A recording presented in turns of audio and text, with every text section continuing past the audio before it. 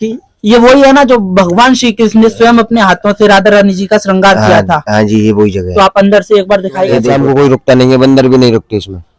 शाम को 6 बजे के बाद यहाँ पे सब जीव जंतु कोई नहीं रहता। घेवर बने इसमें से कभी फूल नहीं जाते, किसी ना किसी पेड़ पे फूल रहते हैं।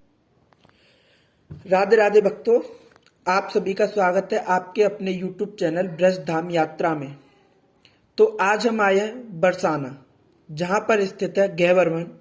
ये भी भगवान श्री कृष्ण और राधा रानी जी की लीलाओं में से जुड़ा स्थान है। घेवर वन में भगवान श्री कृष्ण ने स्वयं अपने हाथों से राधा जी का श्रृंगार किया था। और अभी हम आपको उस कुंड के भी दर्शन कराएंगे जो स्वयं भगवान श्री कृष्ण ने अपनी बांसुरी से बनाया था।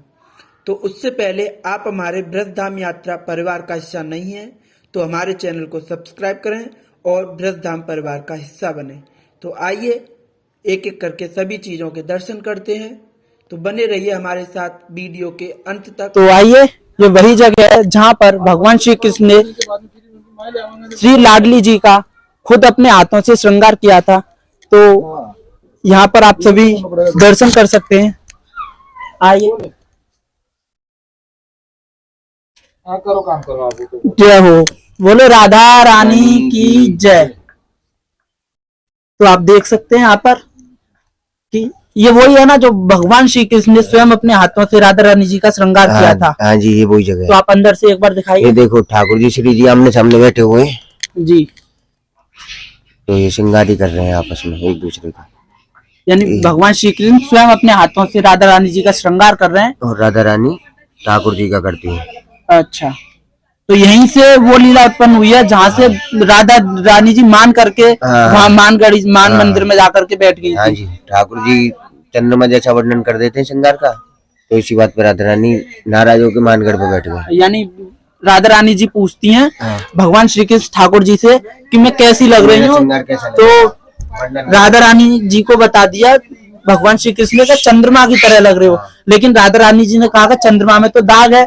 तो इसलिए राधा रानी जी ठाकुर जी से मान यानी गुस्सा करके और यहाँ से थोड़ी दूर मानगढ़ी है वहां पर जाकर के बैठ गई। तो आइए, यह है घेवर वन, इसकी आपको हम परिक्रमा भी कराते हैं। आइए भैया, चलो। तो आप सभी भक्त लोग परिक्रमा भी कर सकते हैं पूरे हृदय भाव से। राधे राधे। और कुछ भैया यहाँ की लीला जो यहाँ पे भगवान श्री कृष्ण और राधा रानी जी करते हो? ये सब लीला है, सब ठाकुर जी के प्राचीन पेड़ हैं श्री जी के। तो इधर से है ना परिक्रमा तो पूरी। तो आइए एक बार सभी भक्तों को हम परिक्रमा भी कराते हैं यहाँ से पूरे घेवर वन की। ये द्वापर युग का ही है। हाँ। 5000 वर्ष पहले का। हाँ, सब पुराने पेड़ जो दिख रहे हैं हमें सभी, ये सब उसी टाइम के हैं। हाँ जी, पुराने प्राचीन। हमने तो कभी किसी को लगाते हुए देखा नहीं। अब नए पेड़ लग रहे हैं पर लेकिन ये सब पुराने हैं। ये जो पुराने दिख रहे हैं जैसे ये, तो ये उसी टाइम के हैं। हाँ। जैसे निधिवन में उसी टाइम के हैं, ऐसे घेवर कुंड में भी भक्तों उसी टाइम के पेड़ हैं। ये आप देख सकते हैं, ये जो लता पता है जो भी देख रहे हैं आप, ये सब उसी टाइम की हैं। देखो डूंगर के पेड़ है। किसके? डूंगर है। डूंगर देखो एक से एक प्राचीन है। एक से एक प्राचीन है। ये जो वृक्ष आप देख रहे हैं ये डूंगर का वृक्ष है। तो आइए आप सभी पूरे हृदय भाव के साथ हमारे साथ परिक्रमा मार्ग का आनंद ले सकते हैं। परिक्रमा करें और बहुत ही प्राचीन है। बोलते हैं कि जैसे निधिवन में भगवान श्री कृष्ण और राधा रानी जी रासलीला करते हैं, उसी प्रकार से इस वन में भी भगवान श्री कृष्ण स्वयं ठाकुर जी और राधा रानी जी रासलीला करने आते हैं। 6 बजे के बाद यहाँ शाम को कोई रुकता नहीं है, बंदर भी नहीं रुकते इसमें। शाम को 6 बजे के बाद यहाँ पे सब जीव जंतु कोई नहीं रहता। तो भैया बता रहे हैं कि यहाँ पे शाम को 6 बजे के बाद, जैसे निधिवन में भी शाम को कोई रात में कोई नहीं रहता वहां पर, तो ऐसे ही घेवर वन में भी कोई भी नहीं रहता है। सब प्राचीन आप देख रहे हैं बहुत प्राचीन है। द्वापर युग के ही है ये भी। ये जो लताएं पताएं देख रहे हैं, और ये ऐसा भी मानते हैं कि इस जो ये घेवर बने इसमें से कभी फूल नहीं जाते, किसी ना किसी पेड़ पे फूल रहते हैं। ऐसा ही है? हाँ, ऐसा ही। कभी नहीं हटते ना ये नहीं फूल? हटते। ये हट जाएंगे तो कोई दूसरे पे लग जाएंगे दूसरी तरह से। यानी किसी ना किसी फूल रहेंगे घेवर वन में। ये हट जाएंगे तो बाइट आ जाएंगे, उधर दूसरे पेड़ है। मैं आपको बताऊं, इस जो वन है इसका नाम गहवर वन क्यों है, क्योंकि ये पहले जो वन था वो बहुत गहरा वन था, मतलब बहुत दूर दूर तक कुछ नहीं था, वन ही वन था, तो इसलिए इसका नाम गहवर वन पड़ गया तब से। तो आइए हमारे साथ,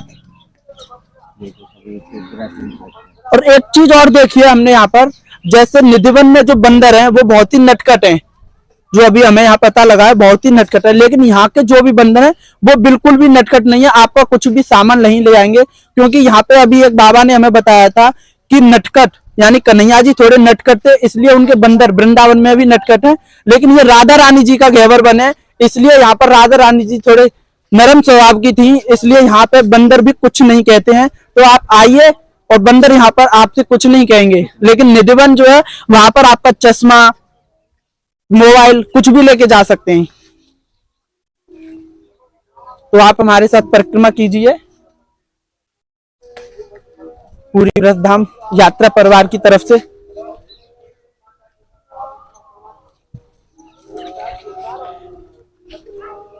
भैया और कोई यहाँ प्राचीन वृक्ष है, यानी देखो आप देख सकते हैं यहाँ से कि जो भगवान श्री कृष्ण ने वहां लाडली जी का स्वयं श्रृंगार किया, लाडली जी गुस्सा करके मान करके बैठ गई थी, तो वो जो आप देख रहे हैं वो जो ऊपर मंदिर वो मानगढ़ी है, जहां पर राधा रानी जी स्वयं मान करके रूठ करके बैठ गई थी कृष्ण भगवान से, क्योंकि कृष्ण भगवान ने बोल दिया था कि आप चंद्रमा की तरह लग रहे हैं, लेकिन राधा रानी जी बोला कि चंद्रमा में तो दाग होता है, यानी मेरे ऊपर दाग है, तो ऐसा बोलने से भगवान श्री कृष्ण ने राधा रानी जी रूठ करके ऊपर जाके मंदिर में बैठ गई थी, उसको बोलते हैं मानगढ़ी, मान यानी गुस्सा, तो राधा रानी जी मान करके बैठ गई।